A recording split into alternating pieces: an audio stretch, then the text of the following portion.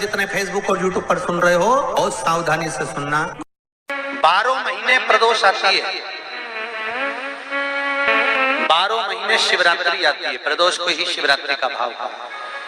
12 महीने आते हैं। अगर व्यापार वहां चले, दुख तकलीफ ज्यादा हो, कष्ट ज्यादा हो, बहुत टेंशन जिंदगी में चल रहा हो, कोई काम हो ही नहीं रहा, कोई दिक्कत ही दिक्कत है, व्यापार सही ना चल रहा हो, कष्ट ही कष्ट हो, और यहां तक है अगर बीमारी ने भी घेर रखा हो और बहुत जिंदगी में दुख चल रहा हो, कहीं मत जाना। प्रत्येक महीने प्रदोष आती है, हर महीने शिवरात्रि प्रदोष आती है। 1 लोटा पानी, 5 बेलपत्र, 5 बेलपत्र, एक शमी पत्र, एक शमी पत्र, 5 बेलपत्र तांबे के लोटे में जल में डाल लीजिए। 7 दाने अक्षत के, आखे अक्षत के डाल लीजिए। और प्रदोष काल में, प्रदोष काल जो शाम का समय होता है, प्रदोष काल में भगवान शंकर के मंदिर जाकर पांव में चप्पल पहनकर ना जाइए। घर में घी का दिया लगाकर कलश लेकर शिव के मंदिर में चले जाइए। शिव मंदिर में दिया नहीं लगाना है, आपको केवल घर में दिया लगाकर जाना है। और शंकर जी के मंदिर में वो ऐसा कैसा ही पानी पूरा उंडेल कर डालकर शिवलिंग पर आ जाए। झोली पसार कर प्रणाम करिए।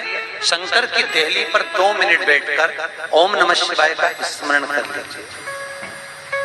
ओम नमः शिवाय भी आपको बोलना बताया था कि सौभाग्यवती नारी स्त्री नमः शिवाय ओम बोले और पुरुष ओम नमः शिवाय। अगर पति और पत्नी दोनों बैठकर जाप कर रहे हैं तो दोनों ओम नमः शिवाय बोल सकते हैं। पर नारी अगर अकेले बैठकर स्मरण कर रही है तो नमः शिवाय ओम।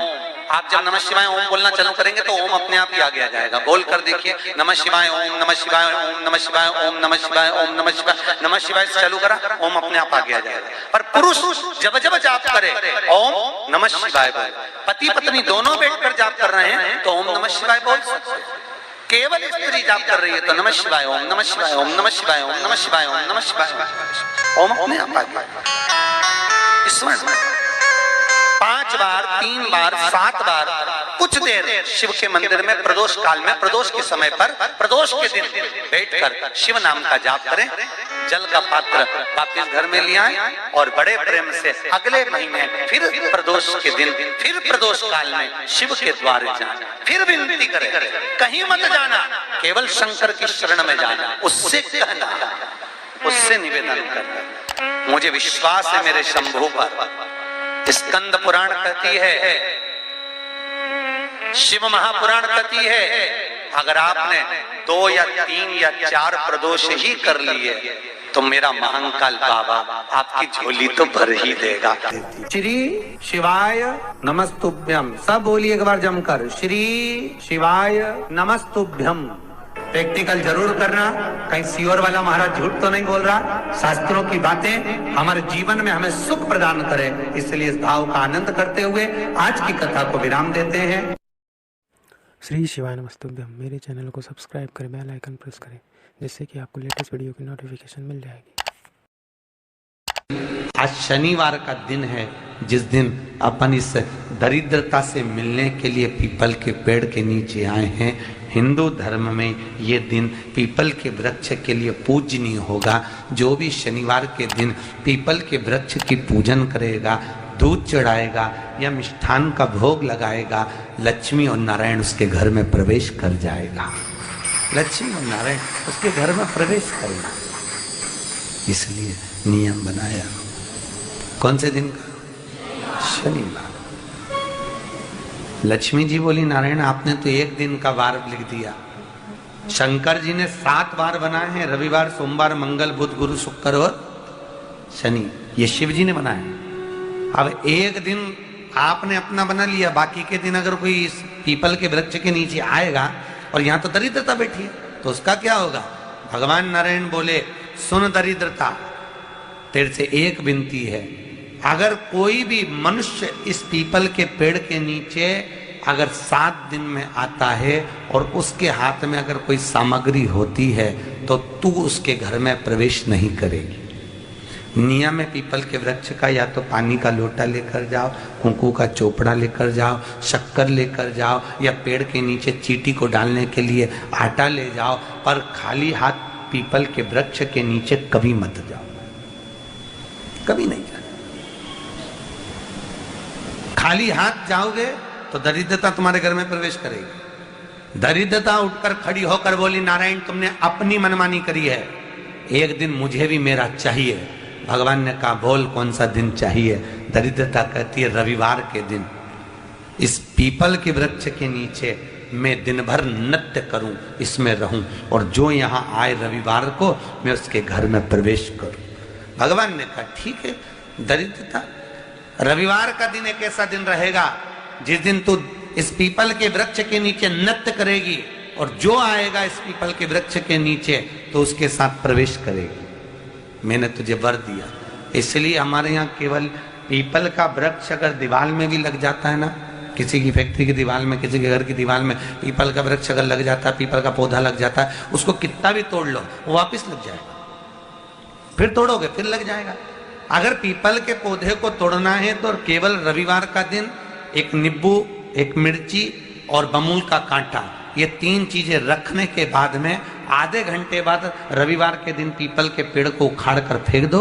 दूसरी बार कभी पीपल दीवार में लगता ही नहीं है, कभी नहीं लग सकता। केवल एक रविवार का, केवल एक संगीत, इतवार का। घर में दीवारों पर अगर पीपल लग भी गया है, इसलिए पीपल के वृक्ष को उखाड़ने का, अगर घर में पीपल लगा हुआ है या पीपल का पौधा हमारे घर में लग गया, उसको उतारना, निकालना, लगाना, तो पीपल के वृक्ष को अगर निकाला जाता है तो रविवार के दिन, और अगर पीपल के वृक्ष को कहीं लगाया जाता है तो सोमवार के दिन या मंगलवार के दिन, बुधवार के दिन, इन दिनों में लगा सकते पीपल के वृक्ष कहीं लगाना। शनिवार का दिन एक ऐसा दिन होता है जिस दिन पीपल के वृक्ष को कहीं जाकर लगाया नहीं जाता, क्योंकि शनिवार के दिन पीपल के वृक्ष के नीचे लक्ष्मी रहती है। हम अपने हाथों से अगर पीपल का वृक्ष किसी दूसरी जगह पर शनिवार को रोपित करते हैं तो हमारे घर की लक्ष्मी अपने घर से छिन्न होकर चली जाती है। इसलिए शनिवार के दिन पीपल लगाया नहीं जाता, किसी के घर जाकर उसको वापस पलटा नहीं जाता। लग गया उसको डाल। प्रभु मेरी धर्म पत्नी को कहाँ रखूं आप बताओ। वो तो जहां यज्ञ होता है, अनुष्ठान होता है, दान होता है, पुण्य होता है, सत्कर्म होता है, वहां जाने को तैयार नहीं। अब करूं क्या। भगवान ने बोला एक काम करो। दुर्वासा जी बोले जिसके यहाँ रात्रि में बर्तन झूठे पड़े रहते हो उसके घर में इस दरिद्रता को लेकर तुम प्रवेश कर जाना। जिसके यहाँ रात्रि में बर्तन झूठे पड़े हो वहां लेकर प्रवेश कर जाओ। दूसरी जगह दुर्वासा जी बोले जो स्त्री घर में दोपहर के समय पर सो रही हो उसके घर में इसको लेकर प्रवेश कर जाएगी। जो स्त्री दोपहर के समय में घर पर सो रही हो इस दरिद्रता को लेकर प्रवेश कर जाइए। तीसरा, जिसके यहाँ पर दरवाजे पर कांटे वाले पौधे लगे हों उस घर में इस दरिद्रता को लेकर प्रवेश कर जाइए। दरिद्रता कितनी सुंदर बात कही है। दाता और विधाता कौन कौन? दाता और विधाता। लक्ष्मी और दरिद्रता के सगे भाई हैं। कौन कौन? दाता और विधाता। दाता को फिटकरी प्रिय है, विधाता को नमक प्रिय है। ये दोनों हमेशा लक्ष्मी को और दरिद्रता को दोनों को समझाते थे, दोनों में प्रेम बढ़ाते थे। आज भी हिंदू धर्म की रीति है। यहां तो ठीक है, जिसके यहां पर भी अगर थोड़ी सी भी परेशानी होती है, थोड़ा सा क्लेश होता है, अशांति होती है, लक्ष्मी नहीं टिक रही हो, काम नहीं बन रहे हो, बहुत प्रयास करा जा रहा हो और हमारा कार्य नहीं होता, तो क्या करते हैं? फिटकरी और नमक को पानी में डाल देते हैं और घर में पोछा लगा देते हैं। आप लोगों ने आजकल फेसबुक पे भी पढ़ा होगा, व्हाट्सएप पे भी पढ़ा होगा। तो क्यों लिखा उसमें? उसका कारण ही केवल इतना है कि दाता और विधाता की प्रियता उसमें। माता ख्याति के जो 4 बच्चे हुए इसमें जो 2 लड़के हैं दाता और विधाता, उसकी प्रियता उसकी पूर्णता उसमें। अब दुर्वासा जी बोले अपनी धर्म पत्नी को वहां लेकर, जहां कांटेदार पौधे लगे हों वहां पर लेकर प्रवेश कर जाइए। कांटेदार पौधों में उस दरिद्रता का निवास हो गया। कितना विचित्र कथा यहां वर्णन करी है। श्रीमद् भागवत के अंतर्गत जो वर्णन किया कि मृत्यु निश्चित है। रोग ऐसा शनि महाराज के कारण हो गया हो, अच्छे काम करते करते उल्टे हो रहे हैं, होते हैं किसी किसी के साथ में, विपरीत परिस्थितियां आ जाती है। अच्छा करने जाओ बुरा हो जाता है, अच्छा कर्म करने जाओ बुरा हो जाता है। तो पीपल के वृक्ष की जो छाल होती है, छाल देखिए, पीपल के वृक्ष में जो छाल लगी होती है, उस छाल को घिसकर चंदन बनाकर भगवान शंकर का स्नान कराकर, अभिषेक कराकर, पूजन कराकर, पूजन कराने के बाद में पिपलेश्वर महादेव का नाम लेकर, कौन से महादेव? पिपलेश्वर महादेव का नाम लेकर वो जो घिसी हुई छाल होती है, उस छाल का तिलक भगवान शंकर को लगा लो और उसी का थोड़ा सा भाग अपने कंठ पर, मस्तक पर लगाना प्रारंभ कर दो। धीरे धीरे जो विपरीत दशा है वो सुधरना प्रारंभ हो जाती है। पर नाम याद रखना, पिपलेश्वर। काशी में जो शिव जी की स्थापना कौन ने करी? काशी में जो शंकर भगवान बैठे उनकी स्थापना करी थी शनि महाराज ने। किसने करी थी? शनि महाराज ने। क्योंकि भगवान शनि महाराज को उनकी माता के द्वारा श्रापित हो गए और शनि महाराज कांपने लगे। शनि महाराज कांपते कांपते, मैं जाऊं तो जाऊं कहां, करूं तो करूं क्या? महाराज, शनि महाराज दौड़े और दौड़कर भगवान भोलेनाथ के पास पहुंचे। हे शंकर, त्रिकालदर्शी, कैलाशी, अविनाशी, कृपा करिए बाबा भोलेनाथ, कृपा करो। क्योंकि दुनिया में 33 करोड़ देवी देवता हैं जिनको शनि लग सकता है, केवल एक, किसको छोड़कर? शिव को छोड़कर। राम जी को शनि लगा तो 14 वर्ष वनवास चले गए। कृष्ण को शनि लगा तो मथुरा छोड़कर द्वारका चले गए। शनि लगा। हनुमान जी को शनि लगा तो गुफा में बैठकर राम राम जपना पड़ा। शनि सबको लगता है, केवल शनि नहीं लगता तो एक मेरे महादेव को, मेरे भोले बाबा को नहीं लगता। शंकर के पास में शनि आ गए। शनि ने आकर कहा, भोलेनाथ कृपा करिए बाबा, मैं बड़ा कष्ट में हूं, मैं करूं क्या? बाबा भोलेनाथ ने कहा, जा गंगा जी के तट पर काशी में जाकर एक शिवलिंग की स्थापना कर, उसकी आराधना कर और तेरा शरीर ठीक हो जाएगा, कष्ट नहीं भोगेगा। शनि महाराज ने काशी में जाकर शिव जी की स्थापना करी। आज भी नियम है, जिसको शनि लग जाता है एक काजल की डिब्बी ले लो और काजल की डिब्बी को 21 बार उतार कर उसको एकांत में जाकर, जंगल आदि में एकांत में किसी पेड़ के नीचे इतना सा खड्डा खोद कर उसमें काजल की डिब्बी को डाल दो और मिट्टी से पूर दो, उस व्यक्ति का शनि समाप्त हो जाता है। काशी विश्वनाथ का नाम लेकर काजल की डिब्बी को 21 बार उतार कर अगर काशी विश्वनाथ का नाम लेकर शनि वाले व्यक्ति को अगर पेड़ के नीचे दबा दे, शनि समाप्त, शनि उसको परेशान नहीं कर सकता। काशी कितनी मूलता उस क्रम को देखिए। भगवान शंकर पर विश्वास रखकर एक एक पल, एक एक घड़ी, एक एक समय, एक एक नक्षत्र का शिव महापुराण में वर्णन है। यहां तक शास्त्र कहता है कि पीपल के वृक्ष की जब भगवान शिव रचना करे, पीपल के वृक्ष की जब रचना करी गई तो उस पीपल के वृक्ष में भी कौन सा समय किसका है, ये शिव महापुराण वर्णन करती है। सुबह 4 बजे से लेकर 7:30 बजे तक पीपल के वृक्ष में ब्रह्मा जी का वासा होता है। 7:30 बजे से लेकर 10:30 पौने 11 बजे तक पीपल के वृक्ष में भगवान विष्णु का वासा होता है। 10:30 बजे से लेकर पीपल के वृक्ष में 11:30 बजे तक पितरों का वासा होता है। 11:30 बजे से लेकर 12:30 बजे तक पीपल के वृक्ष में आहूतों का वासा होता है। 12:30 बजे से लेकर शाम को 4 बजे तक पीपल के वृक्ष में वासुकों का वासा होता है। 4 बजे से लेकर शाम को 7:30 बजे तक पीपल के वृक्ष में शंकर का वासा होता है। 7:30 बजे से लेकर 9:30 बजे तक पीपल के वृक्ष में कुबेर का वासा होता है।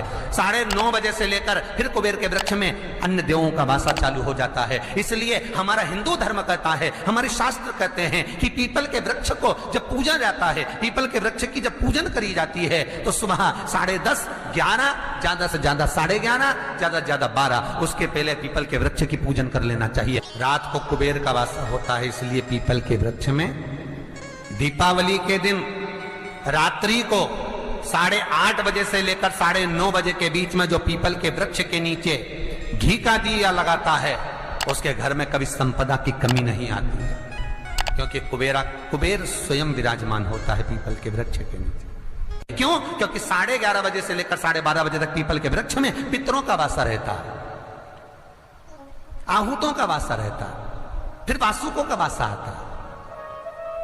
पितृ किसको कहते हैं? महाराज जो पूरी उम्र लेकर चले गए और उनके भीतर अभिलाषाएं बहुत थी, मैं ये भी करना चाहता हूं, मैं ये भी करना चाहता हूं, वो पितृ हो जाते हैं। आहूत किसको कहते हैं? जिस माता के गर्भ में बच्चा जन्म ले और मर जाए, या 6 महीने का गर्भ धारण करने के बाद अवर्षण हो जाए, जीव पड़ने के बाद 6 महीने के बाद अगर बच्चा गर्भ में भी शांत हो जाता है, कुंवारी अवस्था में शांत हो जाता है, जिसका विवाह नहीं हुआ ऐसा बच्चा जब शांत हो जाता है, अधोगति में कोई मर जाता है, सुसाइड कर एक्सीडेंट में किसी भी रूप में मर जाता है, तो वो आहूत कहलाता। शनिवार के दिन जो पीपल के वृक्ष में सरसों के तेल का दीप लगाता है, उसको शनि कभी परेशान नहीं करता। एक बात हमेशा ध्यान रखिएगा, मान लो अगर कोई भारी रोग ऐसा शनि महाराज के कारण हो गया हो, अच्छे काम करते करते उल्टे हो रहे हैं, होते हैं किसी किसी के साथ में, विपरीत परिस्थितियां आ जाती है, अच्छा करने जाओ बुरा हो जाता है, अच्छा कर्म करने जाओ बुरा हो जाता है। तो पीपल के वृक्ष की जो छाल होती है, छाल देखिए, पीपल के वृक्ष में जो छाल लगी होती है, उस छाल को घिसकर चंदन बनाकर भगवान शंकर का स्नान कराकर, अभिषेक कराकर, पूजन कराने के बाद में पिपलेश्वर महादेव का नाम लेकर, कौन से महादेव? पिपलेश्वर महादेव का नाम लेकर वो जो घिसी हुई छाल होती है, उस छाल का तिलक भगवान शंकर को लगा लो और उसी का थोड़ा सा भाग अपने कंठ पर, मस्तक पर लगाना प्रारंभ कर दो। धीरे धीरे जो विपरीत दशा है वो सुधरना प्रारंभ हो जाती है। पर नाम याद रखना, पिपलेश्वर। जम कितना भी दुख, विपदा, कष्ट सम्मुख में खड़ा हुआ हो, कितना भी दुख, पूंजी धन की अगर आपको कमी पड़ रही है और ऐसा लग रहा है कि मेरे पास में कुछ भी नहीं, हम तो यहां तक कहेंगे कोई मकान बना रहे हो, बेटी का विवाह कर रहे हो, बेटे का विवाह कर रहे हो, कोई अच्छा कार्य कर रहे हो, धन संपदा की भी कमती दिखे, तो समय पर कांता भगवान का स्मरण कर, कांता चक्र का स्मरण कर, शिव और नारायण का नाम लेकर, एक बेलपत्र, एक शमी पत्र, एक श्वेत पुष्प, एक लाल पुष्प, दोनों हाथ में लेकर भगवान शंकर के अशोक सुंदरी के स्थान पर अगर समर्पित करा जाए तो संपदा की भी कमी नहीं आती। वो कांता चक्र है जो नारायण के। यहां तक शिव महापुराण की कथा कहती है, अगर कोई विद्वत ब्राह्मण ने आपको बताया है कि आपके घर में पितृदोष है, कोई विद्वान ब्राह्मण ने बता दिया कि आपके घर में काल सर्प दोष है, कोई विद्वान ब्राह्मण ने बता दिया कि आपके यहाँ पर ये वास्तु दोष है और इस दोष को मिटाना जरूरी है, कोई ने आपको बताया, उस समय पर हमें घबराना नहीं।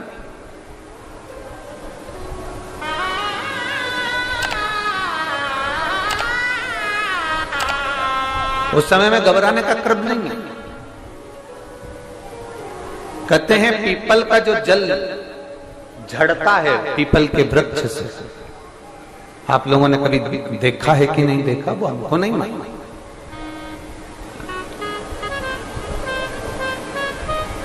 कितना भी अगर कोई वास्तु दोष बता दिया, पितृ दोष बता दिया, काल सर्प दोष बता दिया, कितना भी अगर कोई दोष बता दे, तो पीपल का जो जल वृक्ष में से झड़ता है, कभी कभी आप उसके नीचे हाथ रखकर देखना, थाली रखकर देखना, उसमें पत्थर पर देखना, तो वहां पर भी पानी के निशान आपको मिलेंगे, बूंद के निशान मिलेंगे।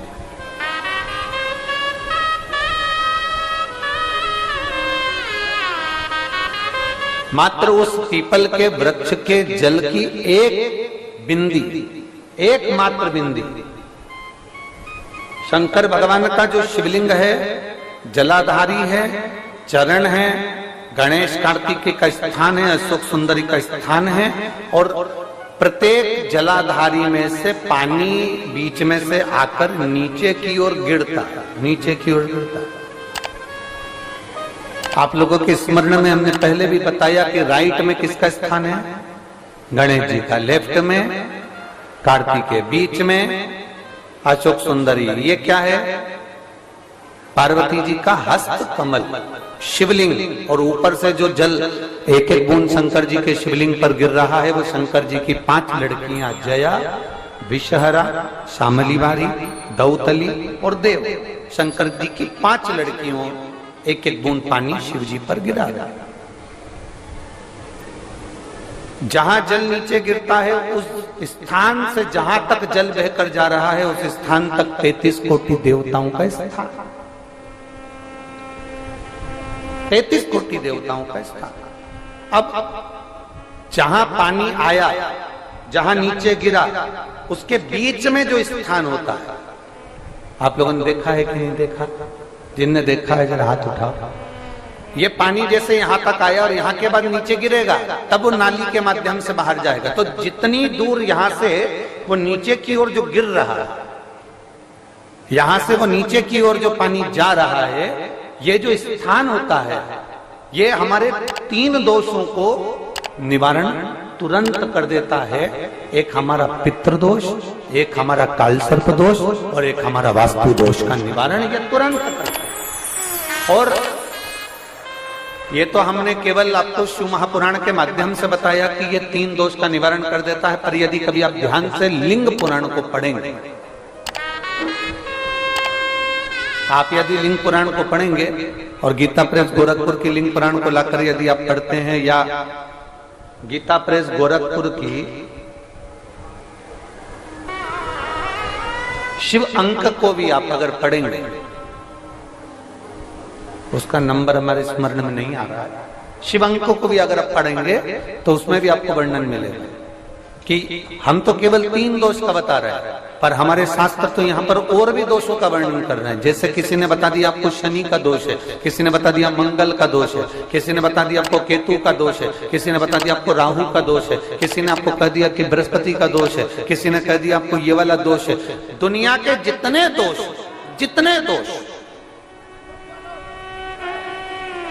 पीपल के वृक्ष के झड़ता हुआ जल की एक बूंद का स्पर्श, भले वो सूख गई हो, उसका एक स्पर्श मात्र जहां पानी नीचे की ओर गिर रहा है, उतनी परिधि, उतनी जगह के बीच में जहां से पानी गिरता है, बस उस स्थान पर अगर वो उंगली अपना नाम और गोत्र का स्मरण कर कर भी लगा दी जाए और एक लोटा जल चढ़ा दिया जाए, तो ये जितने दुनिया के दोष हैं वो अपने आप समाप्त हो ही जाते हैं। शंकर की भक्ति का है बोल बम का नारा है,